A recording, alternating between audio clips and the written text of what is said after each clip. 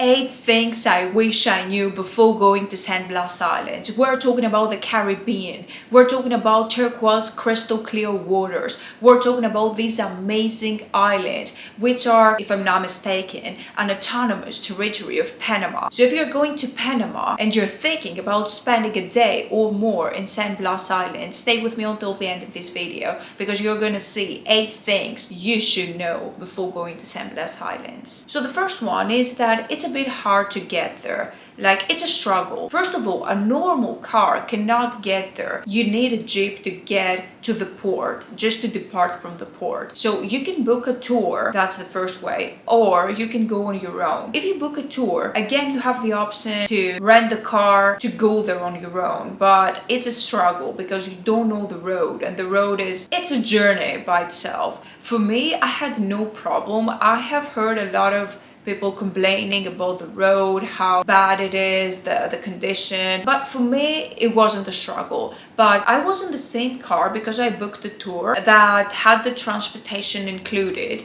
And there were other people in the jeep as well. And 2 of them, it was an old couple from Canada. They were like about in their 70s, I would say. And they had a problem. Like, I think they got dizzy or nausea. It's a bit hard to go there. So keep that in mind. It's going to be an exhausting journey, but it pays off. And also, you need a lot of time. I think just the road trip is like 2 or 2.5 hours, if I remember right. And then it's another 30 minutes with a boat to reach your destination. And again, 3 hours or more to get back, depending on the traffic as well. The next one is that if it's windy, it's even harder to get there. The day I chose to visit San Blas Island, it was a very windy day. Even for the people that were working there, because they're used to this type of weather, I guess, they said that it was one of the windiest days. So the boat, the person who was driving, I guess, the boat,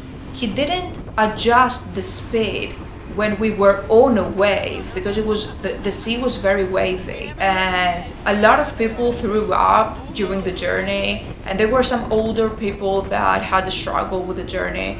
It was scary. The boat was going up and down like crazy, and our whole bodies hurt from the fall. I mean, they could have handled it better because when we got back, it was another driver in the boat, and the journey was so much easier because he did a better job in driving the boat. But when we got there, it was such a struggle because we had already wasted a lot of time in the journey. It was a Saturday, the traffic was terrible. I guess he needed to get us there fast, but it was such a windy day. It's going to be a struggle. The next thing I wish I knew is that it's even more beautiful, it's even more stunning in person, in real life, than in videos or photos. Take a look at the footage that I have here. Look at the water, how crystal clear it looks. The turquoise water, all these palm trees, it's like a slice of paradise. And this is just the footage, this is the video. If you go there in person, I can guarantee that it's much brighter. The water, the colors are brighter than what you saw in the footage. Had I known that, I would be more certain in my decision because, I had heard some different reviews. Some people say it's worth it, some other people say it's not worth it because it's difficult to get there, and I was kind of skeptical in the beginning reading the reviews, but I'm so glad that I didn't listen to the negative reviews and I focused on the positive ones because it was not bad at all. Like, all these negative reviews, I didn't find any of them useful when I went there. Yes, it was a bit tiresome to get there, but it pays off. Like, the view, I haven't seen anything like that in my life. It was such a different vibe. It was iconic, so please don't skip this. If you plan just going to San Blas Island, it's so worth it. Or if you're planning a trip to Panama, take an extra day to visit San Blas Island. You won't regret it. The next thing is that if you go during the weekend, expect a long queue. So there is the passport control at some point of the road, because as I told you before, it's supposed to be Panamanian islands, but they're not in Panama. I'm not sure if that makes sense, but as I get it, it's like an autonomous territory, a protected area or something like that. So you have to go into passport control to get to the island. So if it's a Saturday or a Sunday, the queues are longer because it takes some time to control your passport and to pay for the entrance fee, because there's an extra entrance fee that you have to pay. I think it's $20 or something. So yeah, this takes some time, and I went there on a Saturday, so the queue was very long.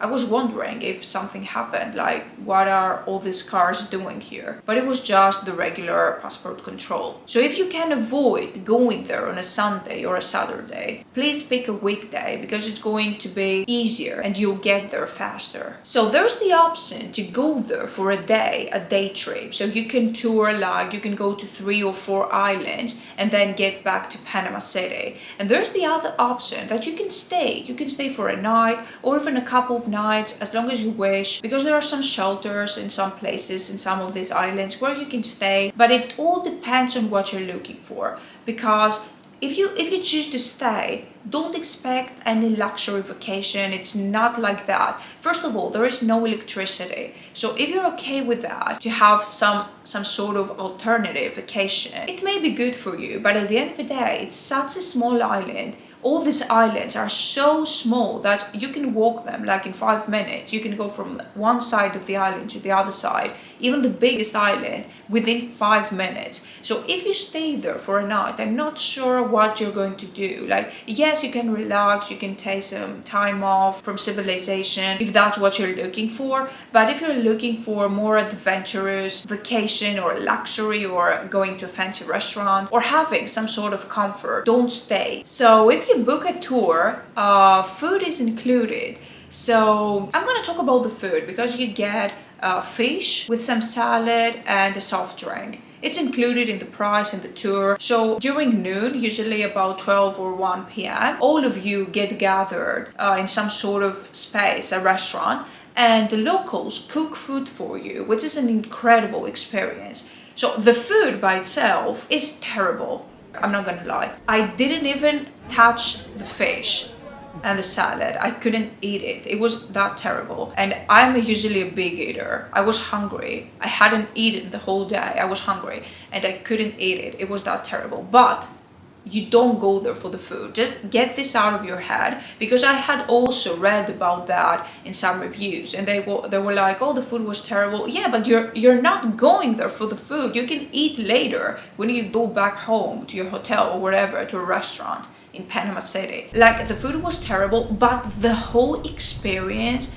was so mind-blowing, because there were these huge tables and everyone sat there at the same table. There were people from Panama, from the United States, from Germany, from the Netherlands. There are people from the other side of the world. You get to become a huge group of people and you all have lunch together, and the locals serve you. They cook the food for you. It doesn't matter how the food is. It was such an incredible experience to connect to the locals and to feel that energy and that vibe. It was an incredible experience. I wouldn't trade it for anything else. And that leads us to the next point, which I kind of talk about that because I was too excited to share it with you. So the next point is that the vibe, the energy is incredible. I talked about that in the previous thing, but I want to point this out because you meet people from all over the world. Yes, mostly you're going to find Americans and Canadians, but there are a lot of Europeans as well. And because you have the same goal, which is to have a good time, you're all on vacation,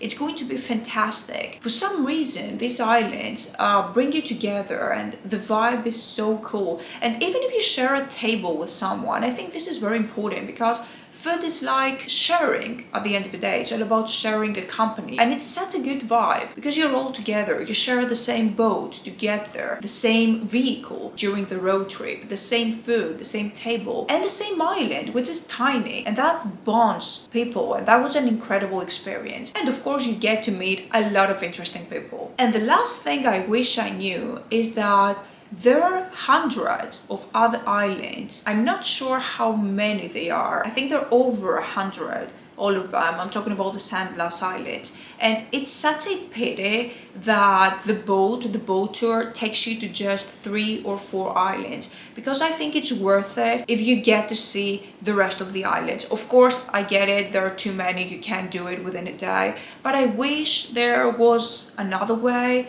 Like, I don't think if you have a boat, if you can do it by yourself, but it would be quite interesting to see other islands as well, even if they're not inhabited. Like, we saw these islands during the boat trip, but we didn't stop there. We didn't stop there to touch the sand. Like, can you imagine, like, touching the soft sand on this island that not too many people know about, not too many people have been there? It would be such an incredible experience. That would be an interesting thing to do. So yeah, to wrap this up, don't skip San Blas Islands. If you're in Panama City for vacation, don't skip it.